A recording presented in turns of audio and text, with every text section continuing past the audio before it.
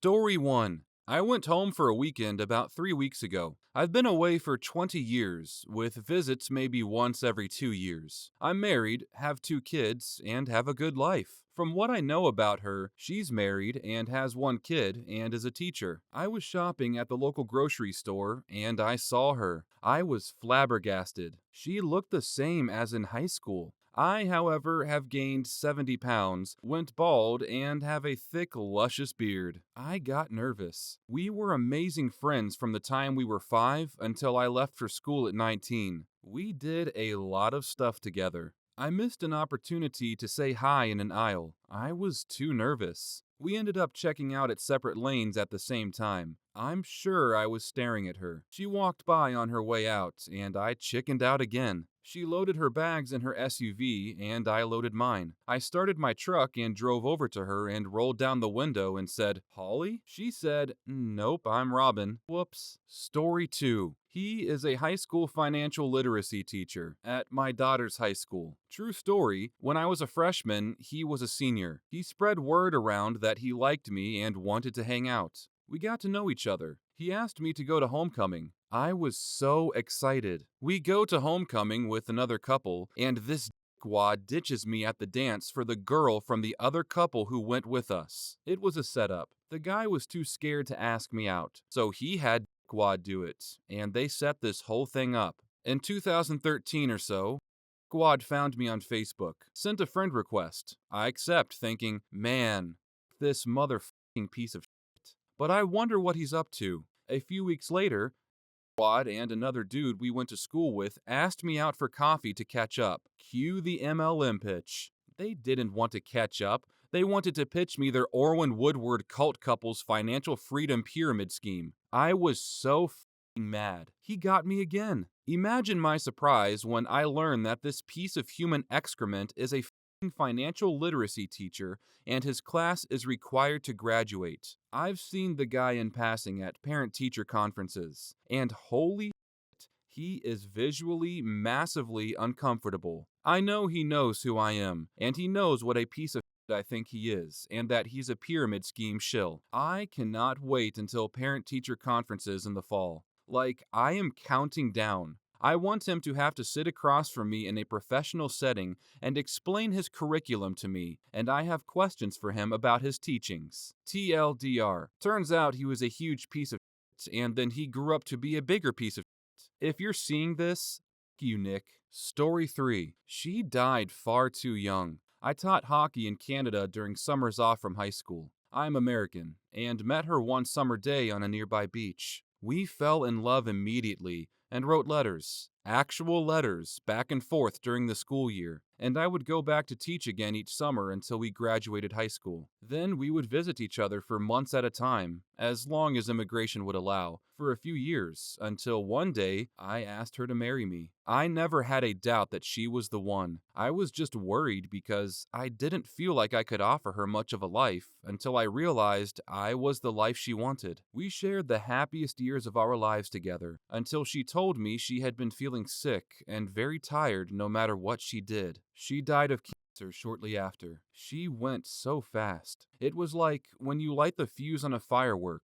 The brief spark she had was just snuffed out. I watched her life just disappear. I held her hand as she vanished into thin air. I still remember the smell of the cancer on her when I kissed her goodbye. I just wanted to pause the world so she could live her life. Then, when we were all ready and it was time, she could go peacefully. It just doesn't work that way. I miss her every single day. I lost my heart that day. I wish it was me that died, but at the same time, I would hate myself for leaving her to feel like I do. I was so broken, and I still am. I decided that day I could never love like that again. Wherever you are, Natalie, I love you. I haven't spoken of her to anyone in 8 years. Story 4. Prison for life. In March 2018, they finally vacated his death penalty and changed the judgment to life in prison. He had been eligible for resentencing since 2011 due to ineffective counsel at his trial. Joey was a kind and decent kid when I knew him. He helped his father run the family business and cared for his father when he became ill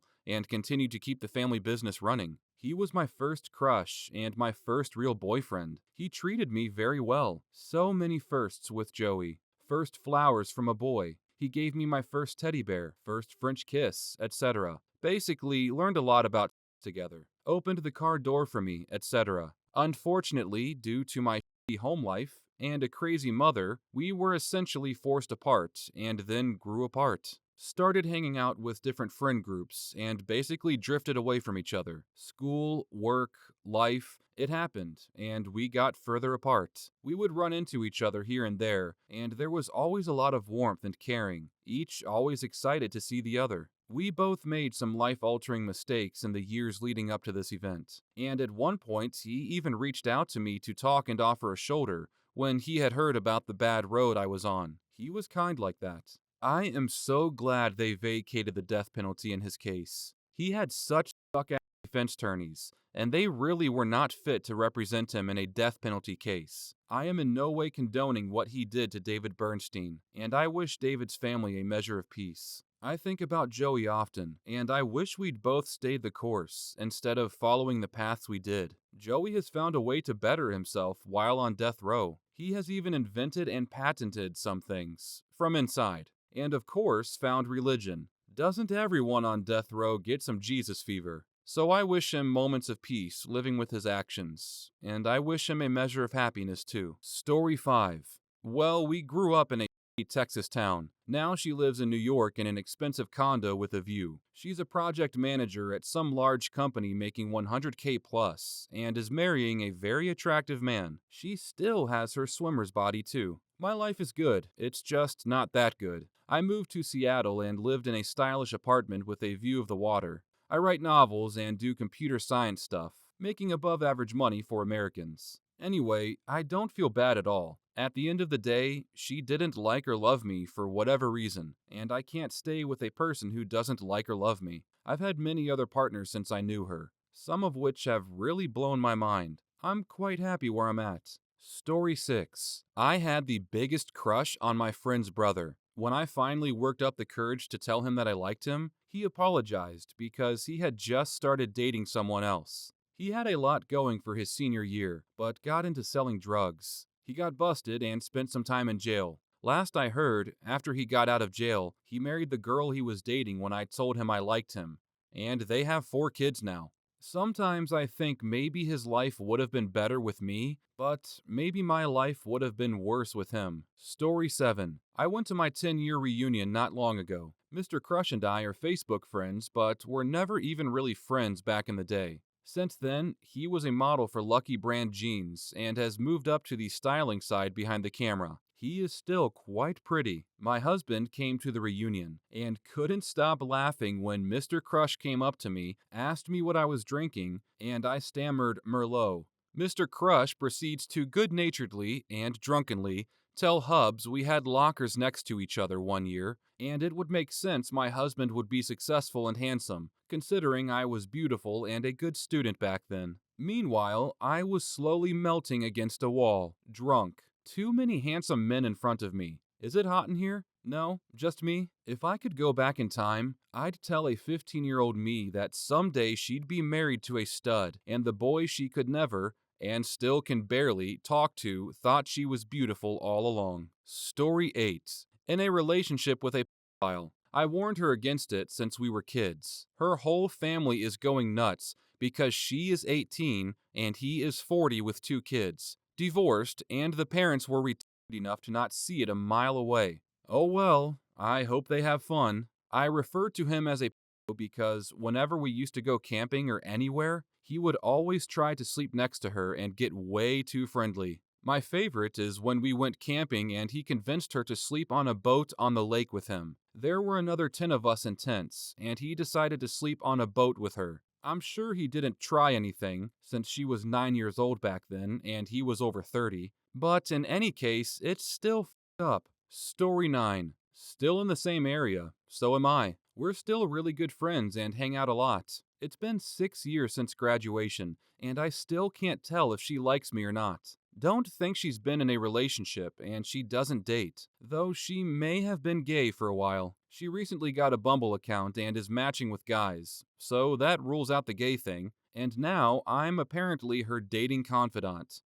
Hurts. Don't really want to ruin a great friendship over my stupid feelings. Story 10. Had two. First one ended up being a bipolar denier who still refuses to seek help. Has been married and divorced 3 times. Has changed her name and state she lives in, and lives alone with cats. Second one ended up marrying the guy she met after me, but never had any children. Came to find out from her mom years later when I visited her with my family that she never wanted any children and broke up with me because of it. You could say it's strange that I visited my ex-mom with my wife and kids, but she is literally my parents' next door neighbor. So, yeah, not so weird. Story 11. My high school crush was one of my best friends, and I never told her until senior year because I was in an on-again, off-again relationship all throughout high school. In one of the last off-again segments of my high school career, I told her that I sort of had a crush on her, and she reciprocated the same feelings. She even asked me to prom,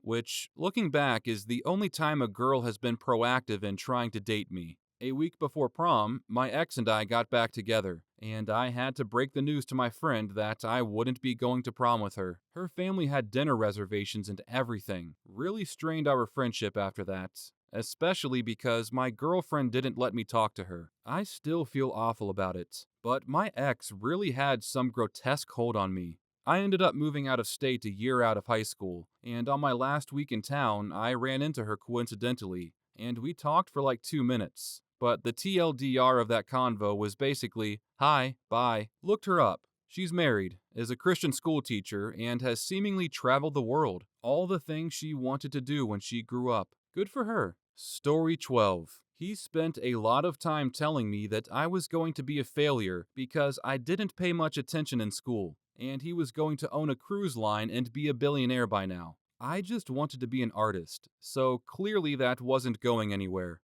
I was completely in love with him, so I didn't realize how much of an asshole he was. I'm the director of a thriving nonprofit, and I'm currently paying my bills writing. I make a small profit on Patreon, and have sold about 500 paperback copies this year of the serial I publish there. I'm not wealthy, but I'm really happy, and I'm doing what I love, and it's only getting better since I'm applying for graduate school now. He's still a shift manager at Starbucks. We're almost 30. Story 13. Probably studying for exams. I asked her out when I was still in school. I was a grade ahead of her. It made things pretty awkward for a while, but all in all, we are still friends. I haven't seen her in a while, and I don't think she realized just how big of a crush I had on her. Thank goodness. But I would rather have her as a friend than not at all. Just a note to those who have a friend that they want to be more than friends with. Don't be afraid to ask the question. If they're truly a friend worth having, they'll still be your friend afterwards, no matter their answer. Story 14. I didn't have a high school crush. The closest I came was in junior high. This girl handed me a piece of chalk so I could write on the blackboard, and looked at me, and I realized she was so pretty. I looked at her differently for about a year and thought, wow, she is so hot. But I wasn't that interested or nowhere near being obsessed whatsoever. Eventually, I just lost interest. She wasn't the most absolute popular, hot, or pretty girl. She was actually very petite, but she was just a nice looking girl. So I looked her up, and she seems to be a very successful and very smart consultant with a lot of credentials. We're the same age, obviously. I'm actually 43, so she must be too. She looks like she's still 25 and has an amazing body. Story 15. We lost contact a year before I graduated. Turns out, we lived nearly perfectly synchronized lives for the next 17 years. She moved back to town to help with her parents after beginning the divorce process because of her unhappy marriage. During that time, I found someone and had a child. Turns out, we had some critical issues with our marriage and began an amicable divorce around the same time. Fast forward a little bit, and she's now lying in bed, curled up in my arms, peacefully asleep. Story 16. Had 3 main crushes. One graduated college with some random degree and has been babysitting since. It's been about a year and a half, and I have no clue if she's been job searching. One sort of disappeared off the face of the earth. Well, social media mainly. And the last one turned into a ridiculously good cosplayer, like one of the more revealing kinds. Story 17. I married her. Worst mistake of my life. I will never regret our daughter, but my ex wife cheated on me the entire relationship, and I was blind and kept forgiving her. Now I have trust issues, deal with depression daily, my ADHD has been hitting extra hard, but I have custody of my daughter. She is currently going through her second divorce, with whom she has two other kids. The only reason I'm fighting is because of my daughter. I recently went to the doctor to help with the depression and soon to start ADHD meds again. Story 18. In high school, one of my best friends, also my crush, wanted to go to UNLV and study hospitality management and work her way up to running a Vegas hotel or casino. She chose a cheaper local college and state, which is fine and made sense. But after her junior year, she got an internship offer to work for a Vegas hotel for the summer, and a decent shot at a job there afterwards based on the program history. She passed on this opportunity because being away from her family was too much of a trade-off for her. I never understood that.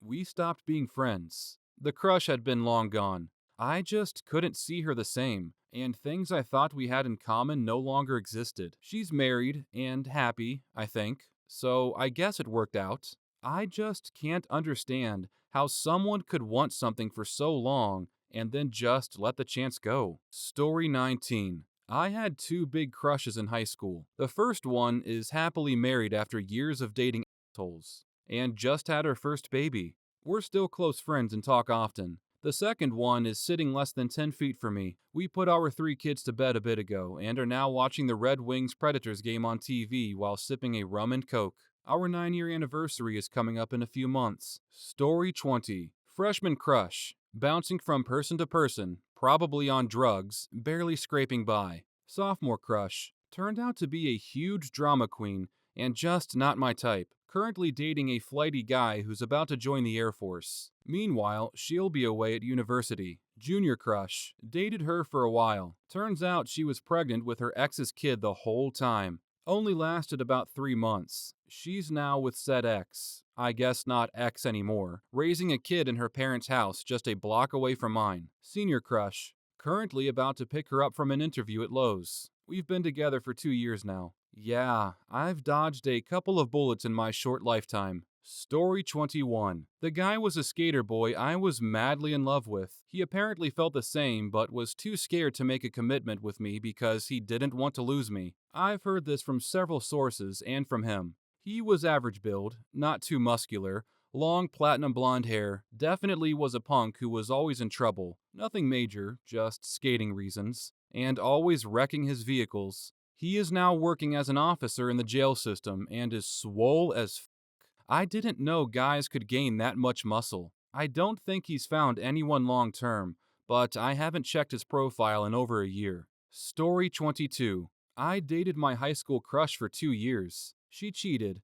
I broke up with her to pursue someone else. I set her up with one of our best friends, and then we didn't talk for 2 years. Then I set her up with a friend of my ex. She's with him now, and they live about 2 hours away. I pressured her into shortly after my ex and I broke up, but before she and this guy I introduced her to got together. I feel bad about it. It's probably why we don't talk now. I was in a bad place at the time, so I really wanted this girl's affection again, as she's very successful and a bombshell, so it validated me. Made me feel like I was desirable for a little bit. I'd like to apologize and rebuild, but how much of that is seeking validation, I couldn't begin to tell you. Story 23. Getting married to this f***ing asshole of a guy. She's way out of his league and puts up with so much of his shit. But they just bought a house in a nice neighborhood and adopted a new puppy. She's great though. Love of my life.